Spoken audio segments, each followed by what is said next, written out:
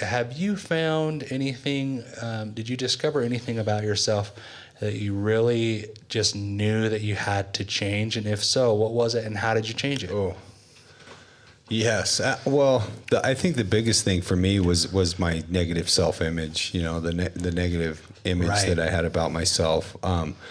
I went through very dark periods of my life where I thought it would be a good idea to harm myself to the point where there was no way that you could harm me physically or mentally or emotionally because I had already beaten myself down to the ground, right?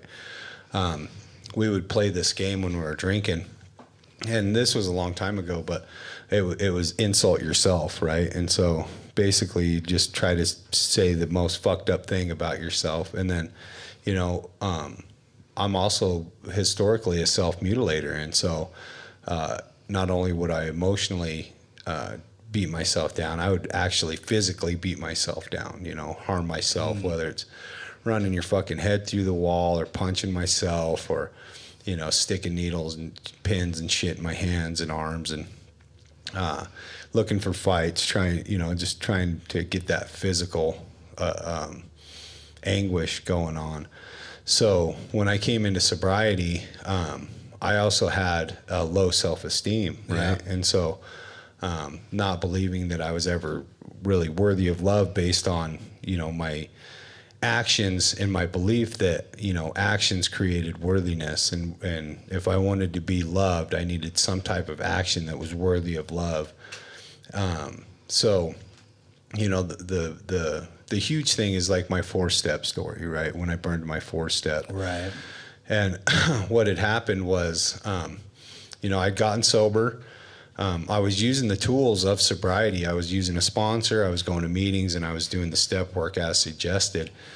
And it's not uncommon to burn your 4-step. You know, a lot of people have heard of that. Like once you're done with your 4-step, you read it to your sponsor. And the intention was, after I burnt my 4-step, to stand in front of a mirror completely naked, look myself in the eye and say, you know, Willie, I love you. I thought maybe I had done enough work to be able to do that, you know, through working steps 1 through 5 with a sponsor, you know, having a job, being responsible, going to meetings, having a service position. You know, I thought all those things were going to get me to a point where I did love myself. And so I did just that. You know, I burnt my 4-step ceremoniously, had the opportunity to go stand in front of this mirror naked.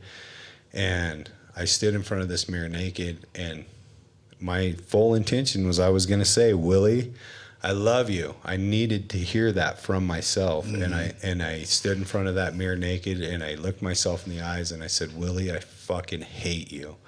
And I started crying. And I knew that there was absolutely a lot of work that needed to be done in that. But what I discovered in that was that my self-hatred was so deep. It was a lot greater than I could have ever imagined. But there must have been some type of hope, because that's when my health journey started. Like, I knew that action needed to be taken. Right. Right. The feeling of discouragement and despair in sobriety. Right. I was sober. I was working a program. More will be revealed. Right. And out of that one moment came all the other understandings that I have about myself today, you know, having that desire to know myself well. Like, I want to know me really well. I've shared it several times. I want to get to the end of my life, look back and go, Willie, you fucking nailed it. You did everything you needed to do to discover who you are, and you became the highest version of yourself through this work, through this process. This is how you did it. And it started with that moment of understanding that I seriously hated myself for the actions that came prior to that moment. And I was able to change a lot of things after that, right? And so what I ended up doing with that was mentally documenting it and starting a journey of self-love. Right? So if I hate myself that much because of these actions, what are the things that I can do in the opposite of that to create self-love? Right? Is that something that I want? Yeah, I don't want to be afraid.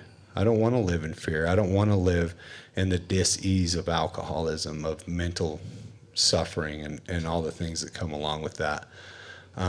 One thing led to another, right? And I started doing actions that made me proud, one action at a time. And those one actions at a time created and built self-esteem within me, right? Finishing step 5, step 6 was an accomplishment, and I own that accomplishment, you know. Saying no to something was an accomplishment, and I own that accomplishment. And all those things built on, upon success, builds upon success, builds upon success. I ended up finishing all 12 steps with a sponsor, and that was an accomplishment. It added to my self-esteem, right? And I discovered that I can create self-esteem through action.